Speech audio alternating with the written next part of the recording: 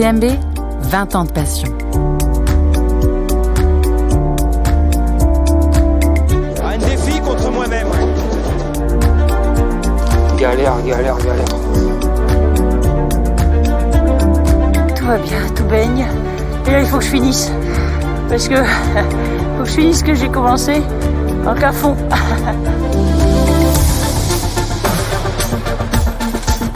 Dans les cailloux, faut être fou pour faire ça.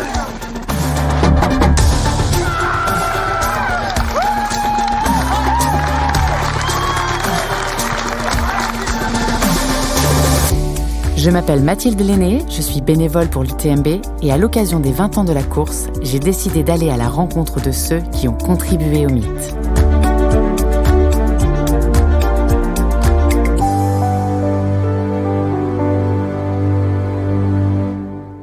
Blandine Lirondelle s'est mise au trail il y a tout juste 5 ans, mais déjà, son palmarès est bluffant. Double championne du monde de trail long en 2019 et 2022, championne de France en 2020, championne d'Europe en 2022, victorieuse de l'OCC en 2021, puis de la CCC en 2022. Elle a beau être une des meilleures Françaises de sa génération, elle dira, si on lui pose la question, qu'elle n'a jamais été très sportive. Gynécologue obstétricienne en Lozère, Blandine Lirondelle partage son temps entre garde à l'hôpital et entraînement. Aujourd'hui, son objectif, son Graal, c'est l'UTMB. Et si c'était pour les 20 ans de la course qu'elle entrait à son tour dans la légende à Chamonix? Bonjour Blandine. Bonjour Mathilde. Très heureuse de te recevoir sur UTMB 20 ans de passion aujourd'hui. On va avoir quelques longues minutes d'échange sur ton parcours de coureuse, mais pas que, ton parcours de femme, etc. J'ai quelques petites informations, on va se raconter tout ça. Mais avant d'attaquer, moi j'aimerais que tu nous partages ton souvenir le plus fort autour de l'UTMB Mont-Blanc. Bah alors c'est vrai que c'est assez, on va dire, un peu contradictoire, parce qu'on pourrait croire, moi qui ai déjà participé à l'OCC, à la CCC, que les souvenirs les plus forts, c'est au moment des lignes d'arrivée. Alors c'est vrai que c'est très fort. Par contre, ce qui m'a vraiment bouleversée, marquée, fait pleurer, bon, je vais pas dire que j'ai pas pleuré sur mes lignes d'arrivée, mais vraiment, en fait, je pense que c'est l'arrivée des autres. Il y en a 3-4 qui m'ont vraiment marquée. Je pense que c'est celle de Camille Brouillard. Camille, c'était sur quelle course ? Il me semble que c'était sur l'UTMB. Ok.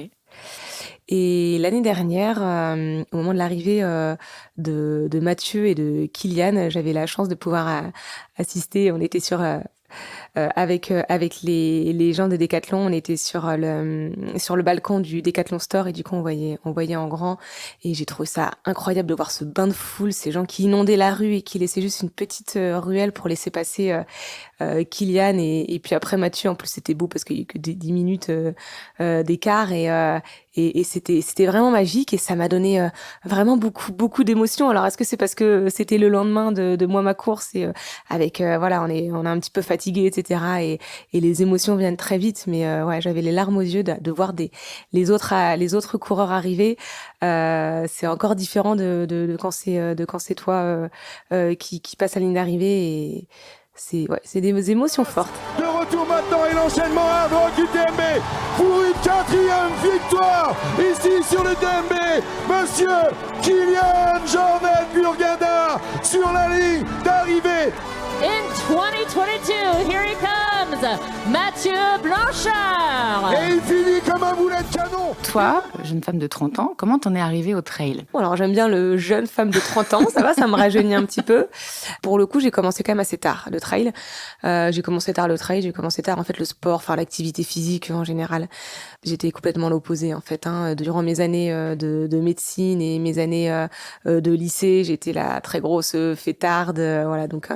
Et ensuite, au milieu de mes années d'études de médecine, j'ai décidé de faire ma spécialisation de gynécologue sur l'île de la Réunion.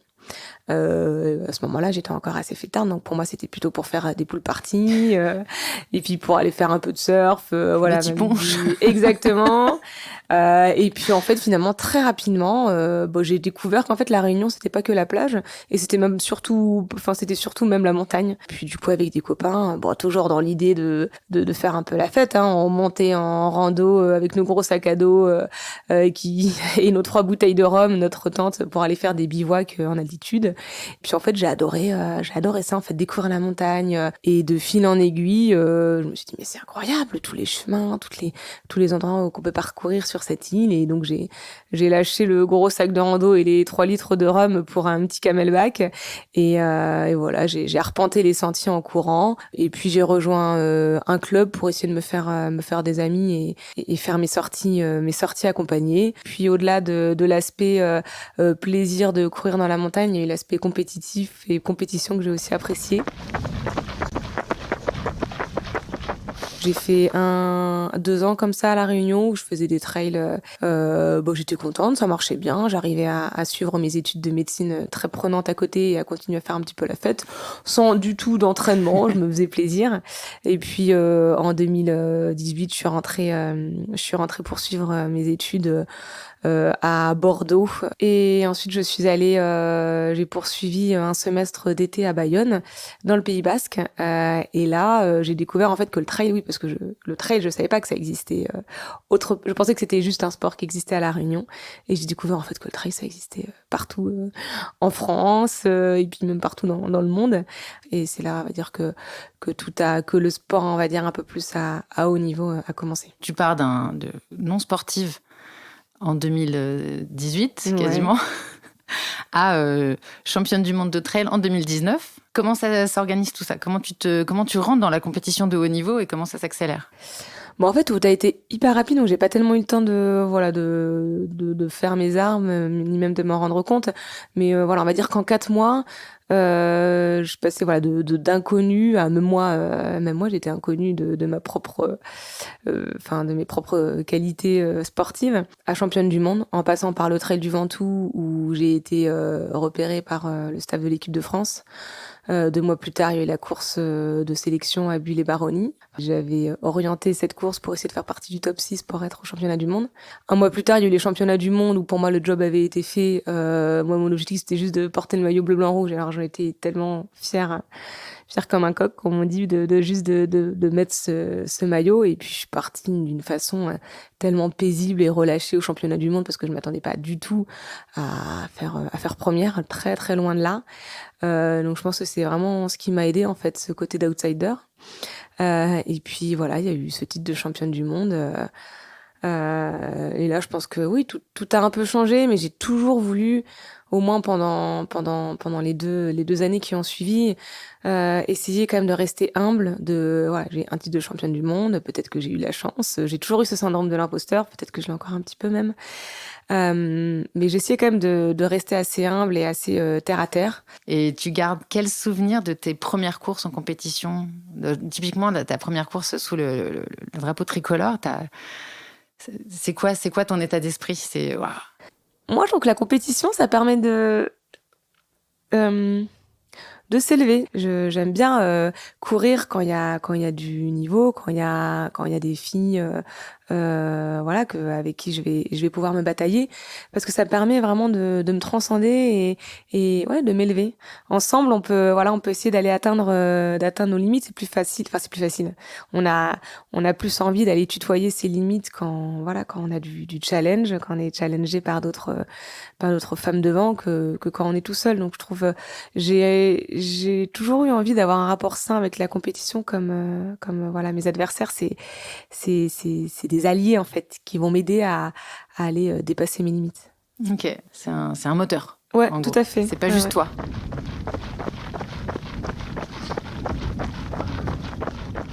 On saute quelques étapes. Tu rentres en compétition, équipe de France, etc., championne du monde, et arrive ta première participation à une des courses de l'UTMB Mont-Blanc en 2021. C'est l'OCC. Oui. L'OCC représentait quoi pour toi ? Et déjà, la première chose qui m'a marquée, c'est j'arrive et là, je vais dans les rues de Chamonix, mais blindée. Et là, je me suis dit, ah ouais, quand même, c'est ça l'UTMB. Ah ouais, c'est gros.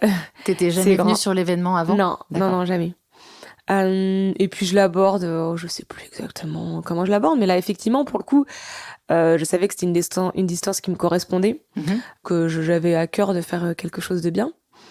Et puis j'ai goûté à cette course, au monde, à l'ambiance, aux supporters qui étaient là sur tout le parcours, et le summum, c'est cette ligne d'arrivée qui est juste exceptionnelle. Et en fait, je pense qu'on a goûté à ça, on a envie de remettre le couvert chaque année. T'es passé de intimidé au départ à waouh à l'arrivée, quand est-ce qu'on recommence, quoi. Voilà, C'est ça. ouais, un petit peu. Ouais. Il y a un effet UTMB Mont Blanc. Ouais. Elle plane, elle vole l'hirondelle. Blandine, notre championne du monde, qui remporte ici l'OCC 2021. Madame Blandine l'hirondelle. Donc l'année suivante, en 2022, tu reviens donc, parce que motivé, tu décides de changer de course. Cette fois-ci, c'est la CCC, donc c'est 100 km entre Courmayeur et Chamonix, en passant par la Suisse. C'était ton premier 100K. Ouais. Comment ça s'est passé ? Là, l'objectif, c'était vraiment d'essayer de découvrir cette distance, de la finir, et de la finir sans petit couac, on va dire. Enfin, vraiment de faire une bonne gestion de course, au niveau de l'alimentation, au niveau de l'allure, du pacing, etc. Parce que je savais que je partais sur à peu près 12 heures d'effort. Et moi, j'avais rarement fait plus. En fait, je pense que ce que j'avais fait le plus, c'était les 56 km à l'OCC. Donc là, l'objectif, c'était... Ouais, j'étais plutôt vachement sereine. Je me rappelle, on partait de Courmayeur, et dans ma tête, sur la ligne de départ, je me disais, bon, allez, c'est parti pour une belle journée en montagne. Une belle journée en montagne où tu vas essayer de rester à bonne allure, de pas avoir de coups de moins bien, trop de coups de moins bien, de prendre du plaisir sur tout le parcours, et d'essayer de faire le demi-tour du Mont Blanc et d'arriver à Chamonix, si possible en début de soirée, et avant la nuit, et voilà. Et finalement j'ai adoré, en fait, parce qu'encore une fois j'ai retrouvé l'ambiance de l'OCC, mais en plus long. Et cette ligne d'arrivée qui m'a encore peut-être plus marquée, parce que non seulement il y avait toutes les émotions de cette ligne d'arrivée avec tout le public, mais aussi moi, ma fierté intérieure d'avoir accompli cette distance que je connaissais pas, et en plus d'avoir performé quoi. Oui, complètement, parce que tu la remportes, cette CCC, et tu établis un record. Et oui. 11h43. Exactement. Pour ta première, en 100 km. J'ai été hyper étonnée. Non, c'est pas rien. Allez, les applaudissements pour Madame Blandine l'hirondelle.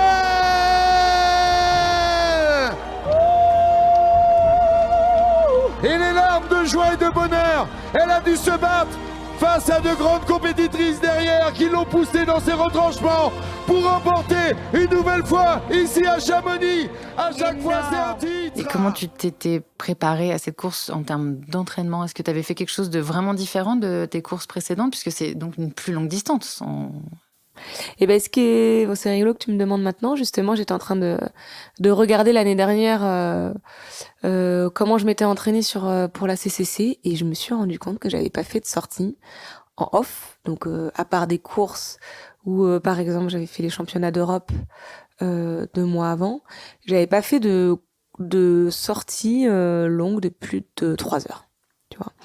Et j'avais pas fait les fameux week-end shocks où on enchaîne des sorties. Et j'ai pas forcément eu l'impression d'avoir changé grand chose à mon entraînement par rapport à ce que j'avais fait à l'OCC ou les années précédentes. J'avais peut-être un peu plus augmenté les kilomètres, effectivement. Mais l'année dernière, j'ai eu une année où j'ai eu envie de faire plein de choses. Peut-être trop de choses. Mais c'est vrai que je suis partie en Norvège, je suis partie aux États-Unis, j'ai fait les championnats d'Europe aux Canaries. Mais donc voilà, comme j'ai fait pas mal de compétitions, j'ai pas vraiment pu avoir des blocs d'entraînement assez spécifiques pour la CCC. Donc t'es arrivée comme t'étais. Exactement. Mais c'est ce qui a l'air d'être une bonne stratégie. Mais voilà, heureuse d'avoir fait cette saison, d'avoir pu voyager aux États-Unis où j'ai retrouvé mon frère, d'avoir pu aller découvrir la Norvège, donc voilà, je pense que moi j'aime bien, je suis quelqu'un aussi qui fait les choses à la sensation, au panache, à l'envie, et tant pis si c'est pas le meilleur pour la performance, parce que si c'est le meilleur pour mon bien-être et ma tête, je pense que ça ça y joue de toute façon et ça y contribue. En tout cas, jusqu'à maintenant, ça a l'air de payer, cette stratégie de t'arrives l'esprit léger, tu fais ta course et ça fonctionne, ça transforme.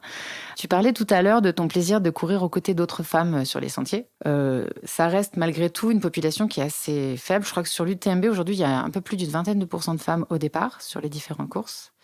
Comment t'expliques, toi? T'as une explication sur le fait qu'il y ait moins de femmes au départ? Sur les courses courtes, je pense que de plus en plus, ça tend à s'équilibrer. Je dis pas du tout que ça s'équilibre, mais ça tend de plus en plus à s'équilibrer. Cela dit, effectivement, dès qu'on augmente les distances, il y en a de moins en moins. Je pense qu'il y a plusieurs arguments. D'une part, peut-être le temps. Il faut avoir pas mal de temps pour s'entraîner à faire de l'ultra. Il faut faire des kilomètres et une femme a peut-être un peu moins de temps avec la vie de famille, la maternité, le côté maman, etc. Est-ce qu'il y a aussi un petit côté de moins de confiance en elle? Voilà, je pense que c'est un trait de caractère de plus de femmes que d'hommes, d'avoir un peu moins confiance en soi et donc de dire non mais les hommes parfois ils sont un peu bon allez moi je vais me tenter ça, je vais me challenger, je vais aller faire le tour du Mont Blanc 170 km alors qu'une femme va se dire oh non j'en suis pas capable donc je vais pas m'entraîner pour. Le fameux syndrome de l'imposteur dont Exactement. tu parlais tout à l'heure. Exactement.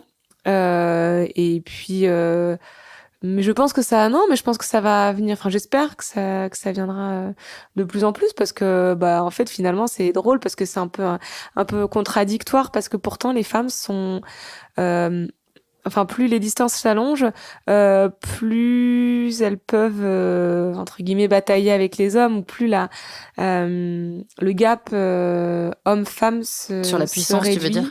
Voilà. On est moins sur la puissance. On a plus des qualités d'endurance que de puissance. On voit plus de femmes dans un top 10, 20 sur des ultras que sur des courses courtes. Parce qu'on a plus, on a plus une... Pour mettre une petite parenthèse à mon côté médical, mais l'oxydation des lipides, on sait beaucoup mieux, entre guillemets, s'en servir et aller rechercher l'énergie à ce niveau-là que les hommes. Et au bout d'un certain 45 minutes, 1 heure, voire plus, ça dépend son entraînement, mais les sports d'endurance nécessitent une bonne oxydation des lipides et donc les femmes, on a plus les capacités à ce niveau-là. Donc en fait... On pourrait être plus nombreuses et encore plus performantes oui, que ce qu'on est aujourd'hui. Ouais. Donc, venez, mesdames, venez sur le départ des trails.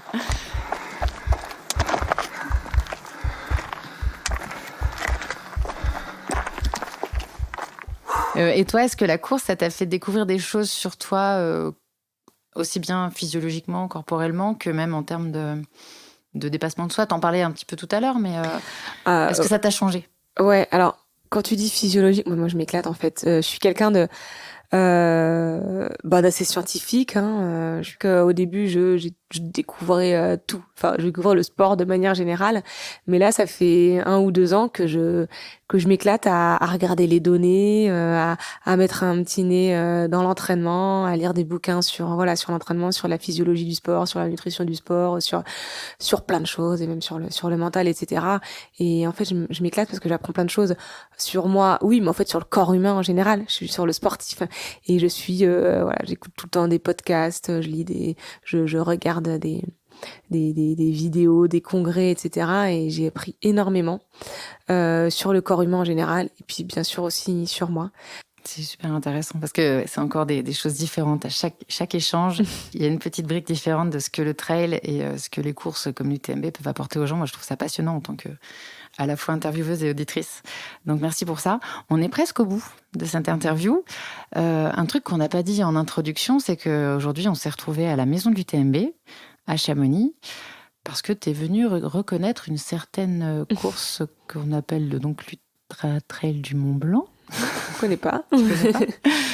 Comment tu te positionnes? Tu te mets sur la ligne de départ ou tu te mets pas sur la ligne de départ?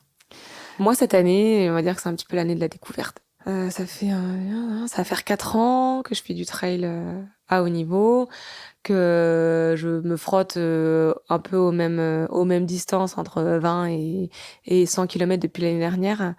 Là, je suis arrivée à un moment où j'ai envie de me découvrir. En fait, j'ai envie de retrouver ce côté où je me découvre. Bon, je l'ai un peu fait à la CCC l'année dernière, comme je disais, mais finalement, je restais sur un effort de 12 heures. Pas beaucoup. Non, mais ce que je veux dire, c'est que je suis restée sur un effort. J'ai pas passé, on m'a dit, le cap des 15 heures, la nuit, la gestion de l'alimentation, tout ça. Et finalement, une CCC en 12 heures, il y a un énorme gap avec un ultra. Et là, j'ai vraiment envie de plus avoir ce côté d'athlète élite qu'on attend sur une course. J'ai envie de, moi, me retrouver, tutoyer mes limites, me challenger, voir où est-ce que je peux emmener mon corps et surtout mon cerveau et mon mental. Quoi de mieux que de faire un ultra pour aller voir ce que ça fait de courir de nuit, pour aller voir ce que ça fait d'arriver à gérer une alimentation sur 24-30 heures, pour aller voir ce que ça fait, ce que c'est exactement tous ces ascenseurs émotionnels de j'en ai marre, qu'est-ce que je fous là, oh c'est chouette, il y a des belles pâquerettes et le Mont Blanc est magnifique. Mais je pense qu'il y aura beaucoup plus de j'en ai marre, qu'est-ce que je fais là. J'ai envie de découvrir tout ça. Et alors là, pour le coup, sans voilà, comme je le dis, sans objectif de place, de performance ou quoi que ce soit, vraiment de finir ça, d'essayer de faire le tour d'un gros caillou blanc, une petite meringue, et de le finir pas trop désossé, un peu bien, en étant un peu content de ma gestion de course. Donc oui, je vais prendre le départ de cette UTMB. Et puis après, par contre, je me cache pas que si ça me plaît, je pense pas que ça va me plaire dès la ligne d'arrivée, hein. Je vais même falloir quelques jours pour avoir envie pour redire ce que je vais dire dans quelques secondes. Mais si ça me plaît et si j'ai été assez satisfaite de ma gestion, pourquoi pas recommencer l'année suivante et là essayer de faire quelque chose d'un petit peu mieux. Viser un résultat alors que là tu vises la boucle, le plaisir. Exactement. Voilà, et découvrir cette distance. Ça, c'est chouette. Et pourquoi sur l'UTMB de faire cette distance-là à Chamonix? Même si j'ai une petite idée de la réponse. Alors, bonne question, mais comme je l'ai dit, une fois qu'on a goûté une ligne de départ, une ligne d'arrivée de l'UTMB, on a envie de recommencer. C'est juste un événement exceptionnel. Je sais que mes partenaires seront là. Je sais qu'il y a énormément de monde. L'UTMB, c'est quand même quelque chose d'exceptionnel. Et comme je disais, moi, je m'emporte et je me transcende énormément aussi grâce aux gens sur le sentier. Et là, mis à part la nuit, c'est vrai que rarement on croise toujours un petit peu de monde quand même. On sait qu'il y aura pas mal de supporters pour cet événement. Donc j'ai envie d'essayer l'UTMB. Et puis si un jour j'ai à cœur de faire quelque chose de bien, quitte à s'entraîner et à le faire le même parcours pour essayer de faire quelque chose de bien un peu plus tard. Ouais, c'est chouette. Merci en tout cas Blandine, ça a été un plaisir d'échanger avec toi, avec ce regard à la fois de sportive, femme, scientifique, challenger un petit peu. Et on va te suivre avec grand plaisir et sans pression. Fin août à Chamonix, on se retrouve sous l'Arche, moi en tout cas je serai là. Et voilà, je te guetterai. Merci beaucoup Mathilde, c'est un plaisir aussi d'être là en face à face. Et puis on espère que voilà, tout se passera bien dans 2 petits mois. Ok, merci, à bientôt. À bientôt. Je remercie encore Blandine Lirondelle d'avoir accepté de répondre à mes questions. J'espère la retrouver sur la ligne d'arrivée de l'UTMB, quel que soit le résultat. Cet épisode a été produit par Lines Agency et Trail Endurance Mag. Il a été réalisé par Mathilde Glennet et Mélanie Pouey. Vous pouvez nous écouter tout l'été et découvrir ou redécouvrir le mythe UTMB. Si vous avez aimé cet épisode, n'hésitez pas à vous abonner au podcast et à mettre des étoiles sur les plateformes d'écoute. On attend aussi vos commentaires sur l'Instagram de l'UTMB Mont Blanc et sur celui de l'UTMB World Series.